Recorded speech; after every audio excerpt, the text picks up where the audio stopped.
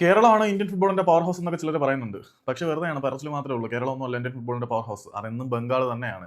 അതിന്റെ ഏറ്റവും വലിയ ഉദാഹരണമാണ് മമതാ ബാനർജി ബംഗാളിൽ ഭരിച്ചുകൊണ്ടിരിക്കുന്നത് മുഹമ്മദൻസിനെയും ഈസ്റ്റ് ബംഗാളിനെയും മോഹൻ ബഗാനെ ഊറ്റിക്കൊണ്ട് തന്നെയാണ്. അവിടെ യഥാർത്ഥ വോട്ട് ബാങ്കും പൊളിറ്റിക്കൽ ഡിറ്റർമിനിംഗ് ഫാക്ടറും എല്ലാം ഫുട്ബോൾ തന്നെയാണ്. ആ 3 ക്ലബ്ബുകളാണ് ബംഗാളി പൊളിറ്റിക്സിനെ നിയന്ത്രിക്കുന്നത് എന്ന് പറഞ്ഞാൽ പോലും അത്ഭുതപ്പെടാനൊന്നുമില്ല. അതുകൊണ്ട് തന്നെ അവർ വളരെ സെൻസിറ്റീവാണ് അവരുടെ കാര്യങ്ങളിൽ. ഇപ്പോൾ മൊലീന ഒരു കളി പൊട്ടിയപ്പോൾ തന്നെ അവർ പുറത്താവണം, മൊലീനെ പുറത്താക്കണം എന്ന് പറഞ്ഞ് ആരാധകർ പ്രക്ഷോഭം തുടങ്ങിയല്ലോ. അപ്പോൾ ഈസ്റ്റ് ബംഗാളിന്റെ കാര്യത്തിൽ ഏതാണ്ട് അതുപോലെ കാര്യങ്ങൾ നീങ്ങിക്കൊണ്ടിരിക്കുകയാണ് എന്ന് മനസ്സിലാക്കേണ്ടി വരും. ബംഗളൂരു എഫ്സിക്കൊപ്പം വളരെ വിജയകരമായിട്ടുള്ള നേട്ടങ്ങൾ സ്വന്തമാക്കിയിട്ടുള്ള കോൾസ് ഗോദ്രേറ്റ് എന്ന പരിശീലകനെ ഈസ്റ്റ് ബംഗാളിന്റെ ആരാധകർ ചവിട്ടി പുറത്താക്കുന്ന അവസ്ഥയിലേക്ക് കാര്യങ്ങൾ എത്തുന്നുണ്ട് എന്ന് നമ്മളിപ്പോൾ അനുമാനിക്കണം. എന്തുകൊണ്ടാണ് ഇങ്ങനെ പറയുന്നതെന്ന് ചോദിച്ചു കഴിഞ്ഞാൽ കാരണമുണ്ട്. അത് ഇപ്പം ഈസ്റ്റ് ബംഗാളിനെ സംബന്ധിച്ചിടത്തോളം അവരുടെ സ്കോഡ് ഒരു രക്ഷയില്ലാത്തതാണ്. ഭയങ്കര ശക്തമായിട്ടുള്ള സ്കോഡാണ് ഈസ്റ്റ് ബംഗാളിന് നമുക്ക് എല്ലാവർക്കും അറിയാം. ദിമിത്രിയോസ് ഡീമന്റക്കോസിനെ കൊണ്ടുവന്നിട്ടുണ്ട്. ആൾ ഇഞ്ചുറി മൂലം പുറത്താണ്. തലാലുണ്ട്, അൻവർ അലി ഉണ്ട്. അൻവർ അലിയൊക്കെ വളരെ മികച്ച പ്രകടനം കാഴ്ചവെക്കുന്ന താരമാണ്.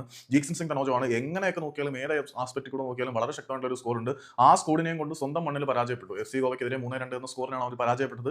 മത്സരത്തിന്റെ ഗതിവിഗതികളെ കുറിച്ചൊന്നും കൂടുതൽ സംസാരിക്കാതിരിക്കുന്നതാണ് നല്ലത്. സ്വന്തം ആരാധകർ തന്നെ പരിശീലകനെതിരെ മുദ്രാവാക്യം മുഴക്കുന്ന അവസ്ഥയിലേക്ക് കാര്യങ്ങളെത്തി.